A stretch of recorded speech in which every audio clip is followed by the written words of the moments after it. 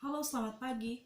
Salam sejahtera untuk kita semua. Perkenalkan, nama saya Nadia Kamasi. Saya merupakan dosen dari program studi Teknik Informatika, Fakultas Teknik Universitas Sariputra Indonesia Tomohon.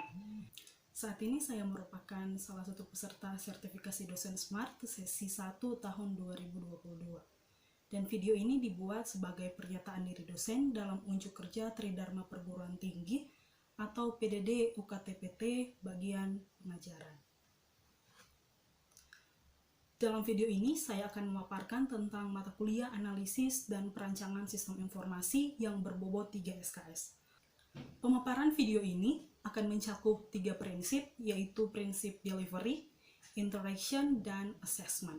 Namun sebelum saya memaparkan ketiga prinsip dalam pemaparan video ini, saya akan menjelaskan terlebih dahulu deskripsi singkat tentang mata kuliah analisis dan perancangan sistem.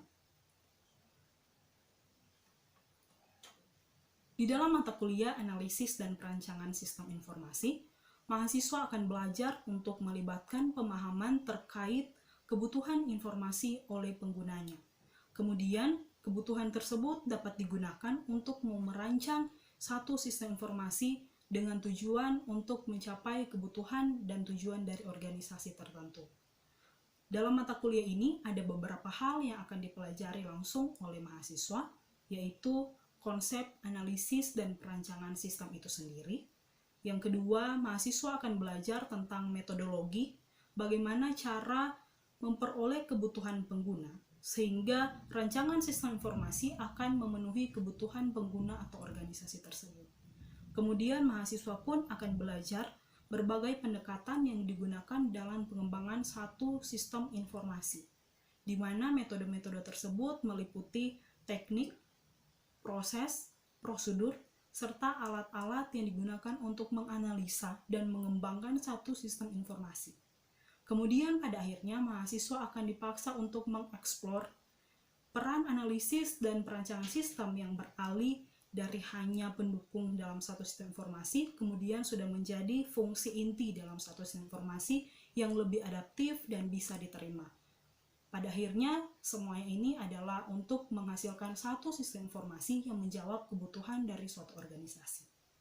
Bagian delivery merupakan bagian di mana saya akan menjelaskan bagaimana saya mendeliver ilmu atau pengetahuan dalam mata kuliah ini, agar supaya mahasiswa bisa mengetahui atau bisa mencapai capaian yang sudah ditentukan untuk mata kuliah ini.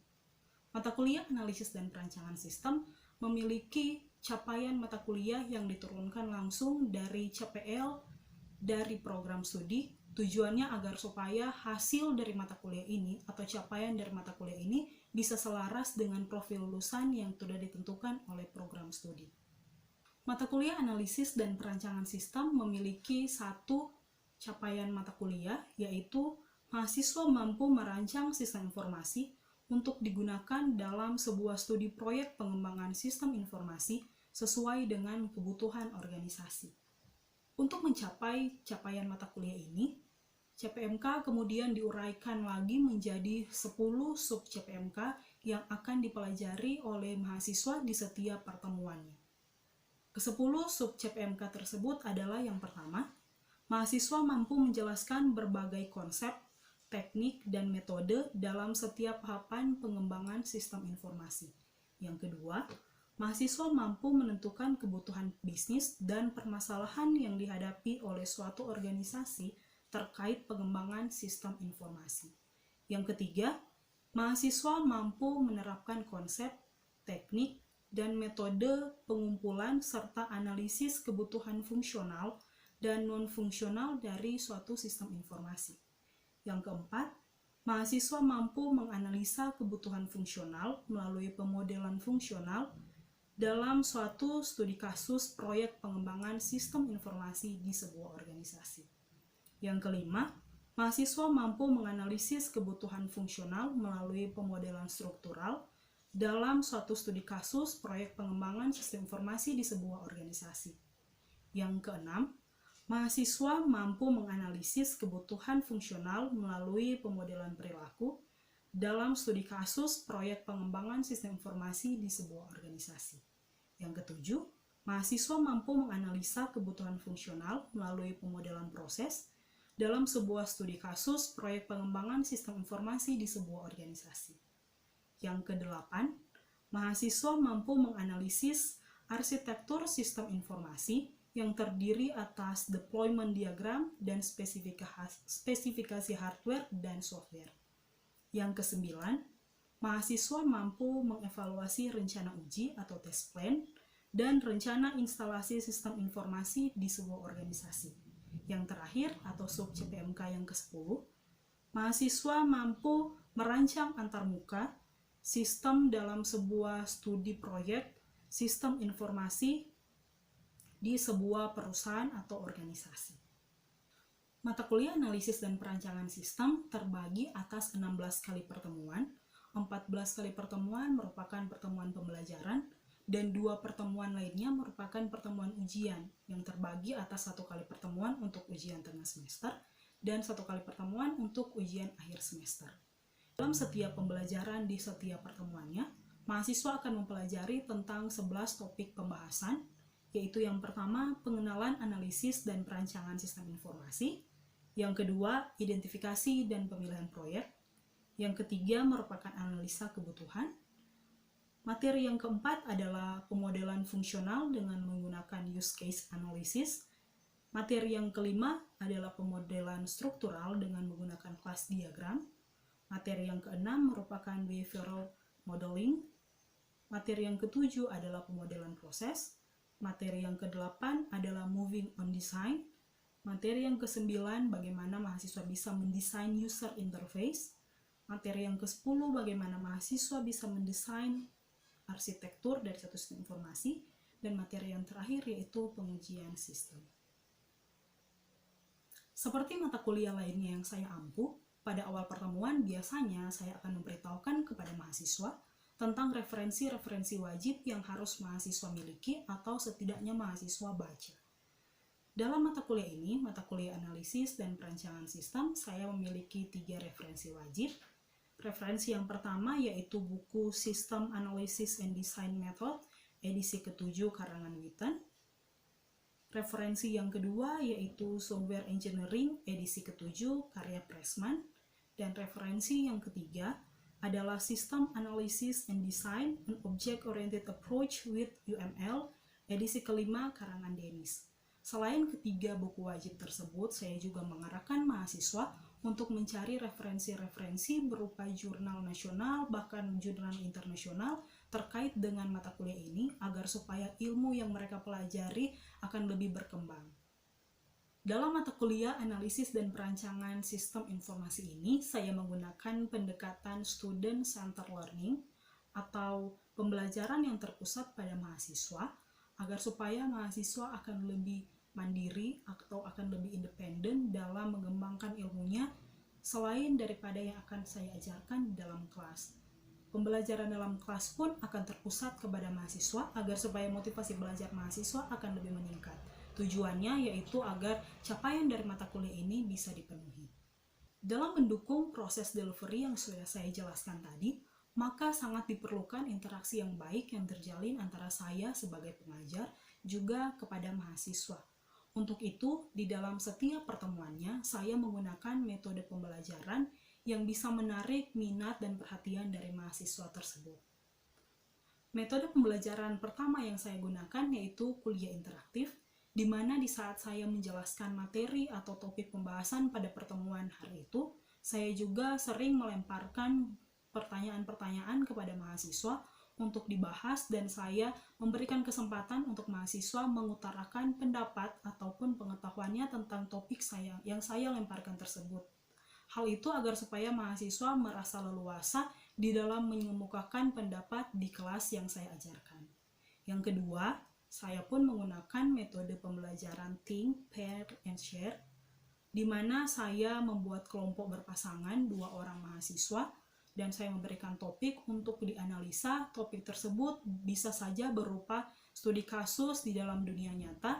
Mereka akan menganalisa topik tersebut, kemudian hasil pembahasan di dalam kelompok berpasangan tersebut akan dipaparkan di depan kelas.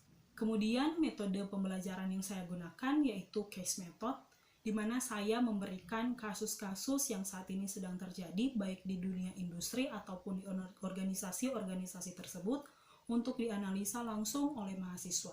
Tujuannya agar supaya mahasiswa bisa mempertajam kemampuan untuk menganalisa satu kasus-kasus yang ada di dunia nyata, sehingga hal itu bisa digunakan mahasiswa untuk nantinya bisa mengembangkan satu sistem informasi yang menjawab kebutuhan dari industri ataupun suatu organisasi. Dalam menganalisa kasus-kasus yang ada, mahasiswa bisa melakukannya secara mandiri atau bisa saja dibagi ke dalam kelompok beranggotakan 4 orang per kelompok. Hasil analisanya pun akan dipresentasikan langsung di depan kelas. Nah, agar proses interaksi terjalin dengan baik antara saya dengan mahasiswa, saya memanfaatkan beberapa platform teknologi yang bisa menunjangnya. Yang pertama, saya menggunakan Zoom Meeting. Zoom Meeting saya gunakan di saat saya akan melakukan pembelajaran secara daring atau tatap maya. Kemudian saya juga menggunakan slide presentasi yang dibuat biasanya menggunakan Microsoft PowerPoint. Slide presentasi ini digunakan untuk menyampaikan materi yang akan saya bawakan ke mahasiswa.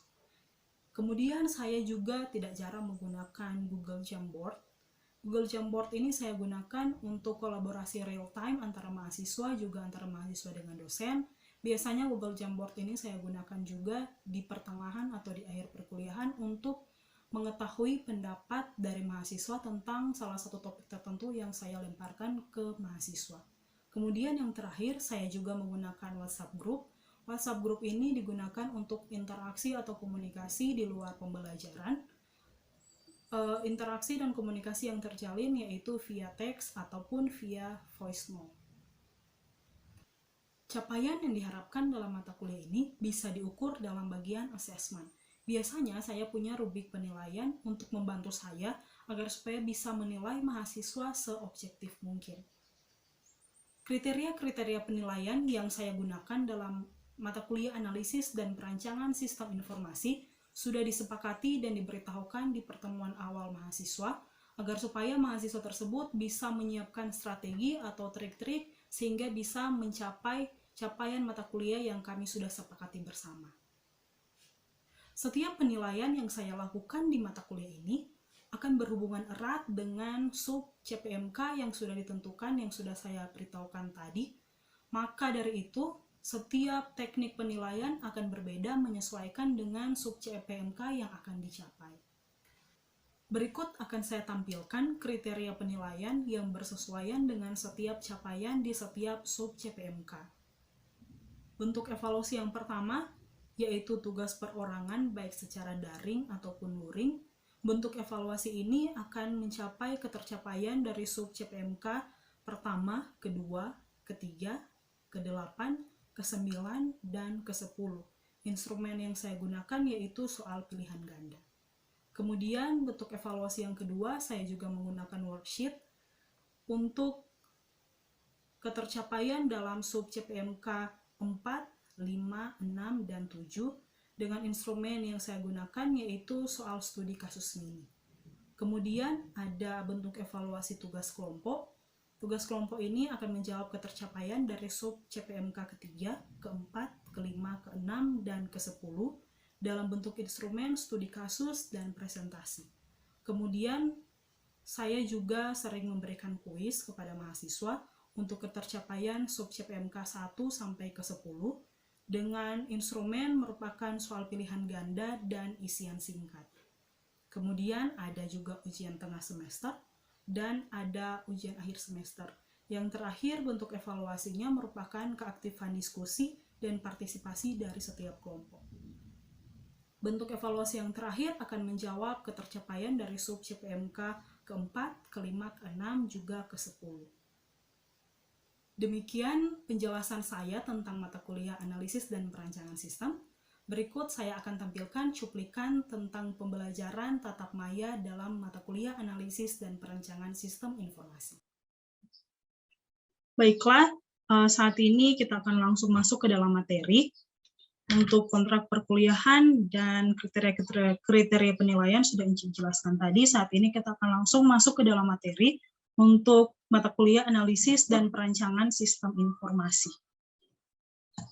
Materi pertama kita pada perkuliahan di mata kuliah analisis dan perancangan sistem informasi, yaitu pengenalan, analisis, dan perancangan sistem informasi itu sendiri.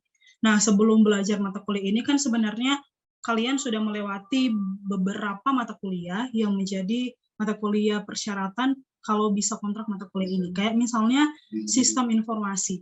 Jadi seharusnya kalian sudah tahu, sudah mengerti, atau bahkan bisa dibilang sudah memahami sebenarnya sistem informasi itu seperti apa. Nah, di mata kuliah kali ini kita akan belajar bagaimana caranya kalian akan menganalisa satu informasi untuk menghasilkan perancangan informasi yang sesuai dengan prosedur yang diinginkan atau sesuai dengan kebutuhan-kebutuhan dari satu organisasi tertentu. Sebelum masuk bagaimana caranya menganalisa, bagaimana caranya kita merancang satu sistem informasi, Anci akan review terlebih dahulu. Menurut kalian, apa itu sistem informasi? Nah, silakan masing-masing dari yang ada di kelas ini, silakan masing-masing tuliskan jawabannya di Jamboard dengan link yang sudah Anci share di WA group yang tadi. Jadi bisa langsung akses Jamboardnya di situ. Silakan tuliskan jawaban masing-masing dengan format penulisan jawaban itu, tulis nama dulu. Nama misalnya Nadia Kamasi, terus titik, kemudian jawabannya. Menurut saya sistem informasi bla bla bla bla dan seterusnya. Anci berikan kesempatan, silakan langsung akses Jamboard masing-masing sambil kita akan lihat jawaban kalian dan teman-teman. Silakan buka Jamboard.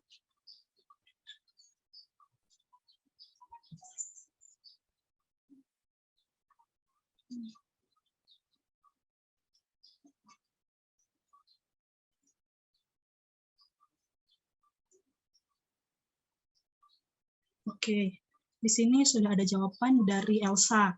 Menurut Elsa, sistem informasi itu adalah aktivitas dari orang-orang yang menggunakan, sebesar sedikit ya. Oke.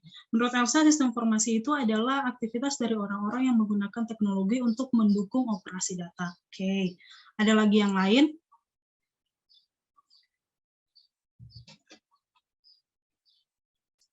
Silakan akses ke Jamboard masing-masing dan tuliskan di situ jawaban-jawaban kalian. Tuliskan nama dulu, namanya siapa, kemudian tuliskan pengertian sistem informasi menurut pemahaman kalian masing-masing.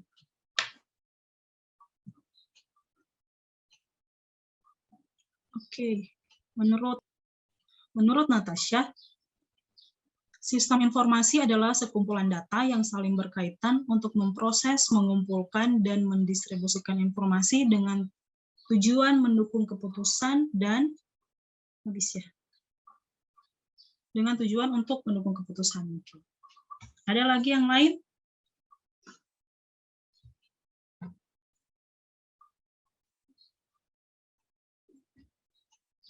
Kita tunggu 2 menit lagi ya.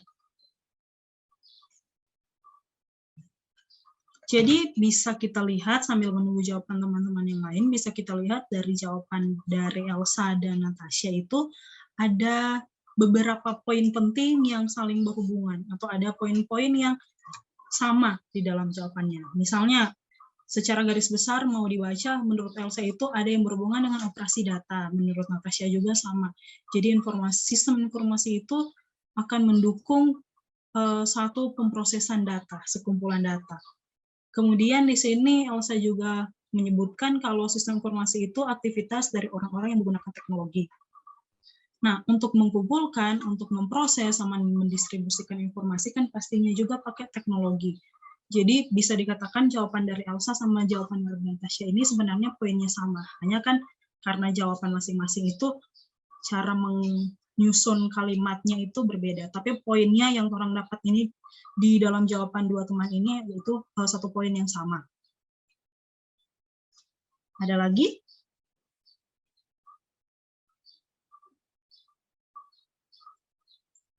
Oke, kalau sudah tidak ada, kita akan kembali ke materi. Anci sudah menanyakan sistem informasi menurut kalian itu apa?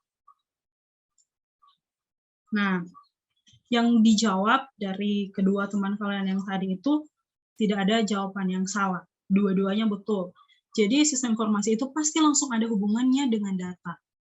Pasti sistem informasi itu ada hubungannya dengan beberapa bagian, beberapa objek yang saling berhubungan untuk mau mengumpulkan data, mau memproses data, ataupun mau menghasilkan satu informasi. Tujuannya untuk menjawab kebutuhan dari suatu organisasi.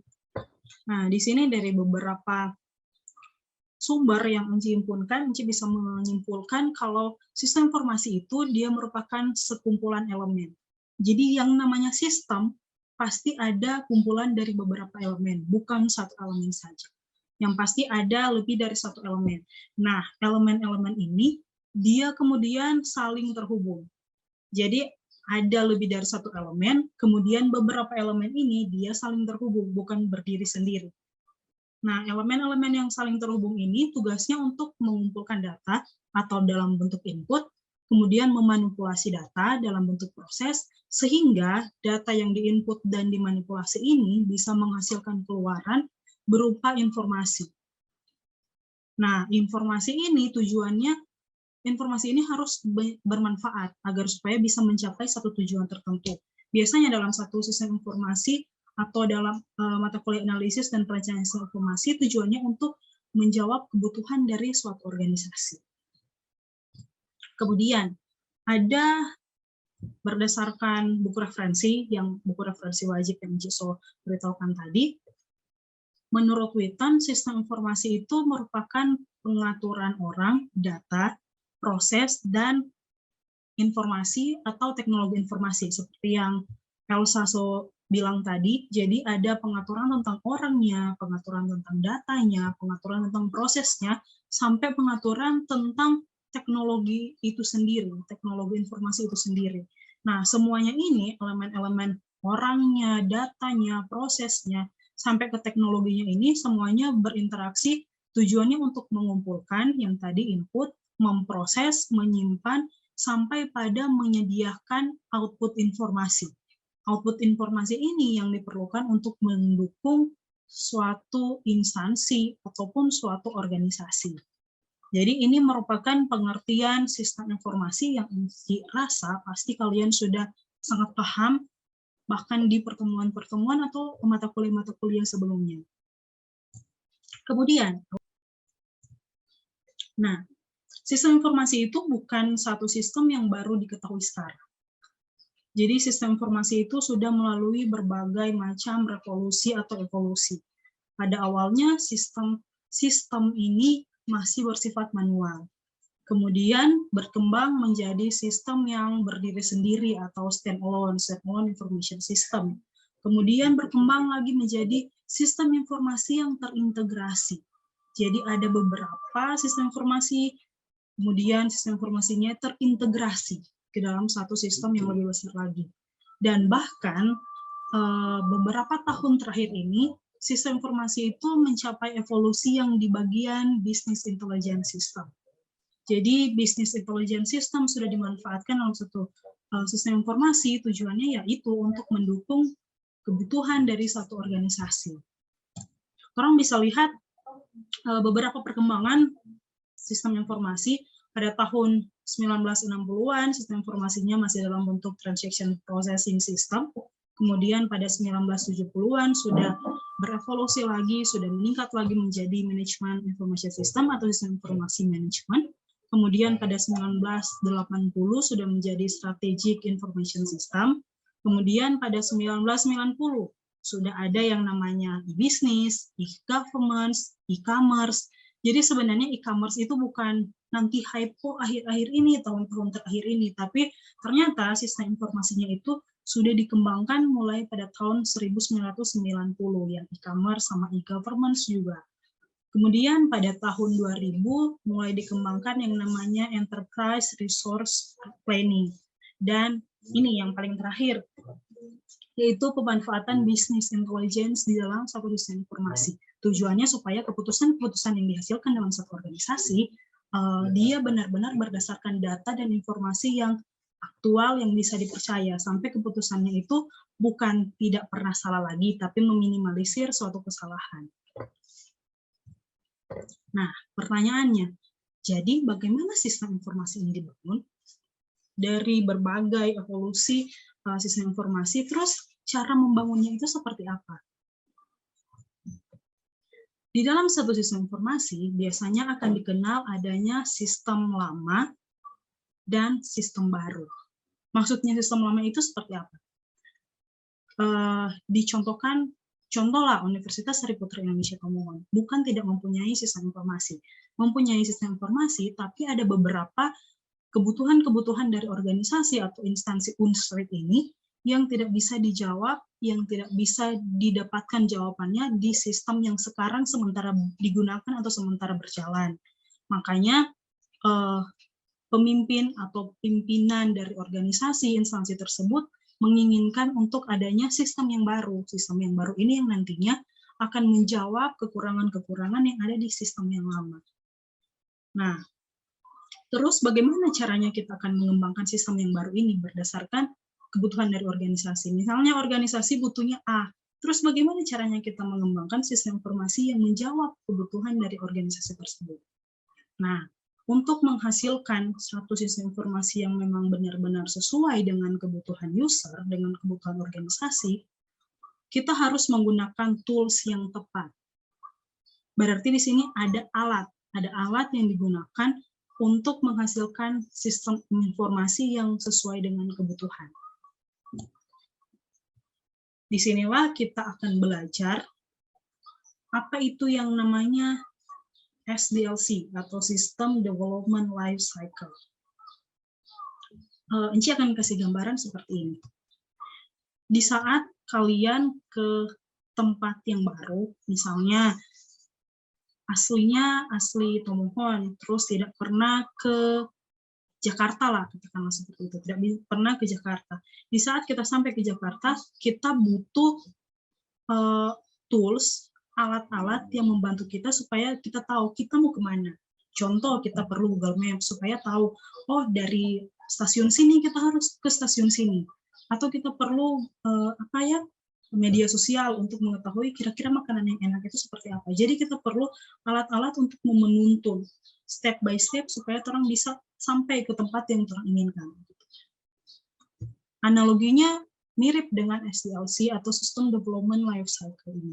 SDLC ini dia merupakan proses mengembangkan atau mengubah satu sistem perangkat lunak dengan menggunakan model-model atau metodologi yang digunakan untuk mengembangkan sistem perangkat lunak yang sebelumnya itu. Jadi ini bisa dikatakan metodologi, tahapan-tahapan, langkah-langkah untuk menyelesaikan sesuatu.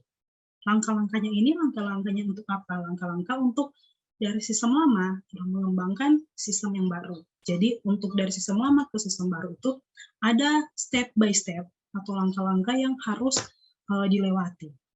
Nah, SDLC itu mencakup keseluruhan dari langkah-langkah tersebut. Yang menjadi pertanyaan, sebenarnya apa alasan sehingga ada sistem yang lama, kenapa harus ada sistem yang baru? Karena sesuai dengan histori yang ada, sejarah yang ada, ternyata ada sistem informasi yang ingin dikembangkan, tetapi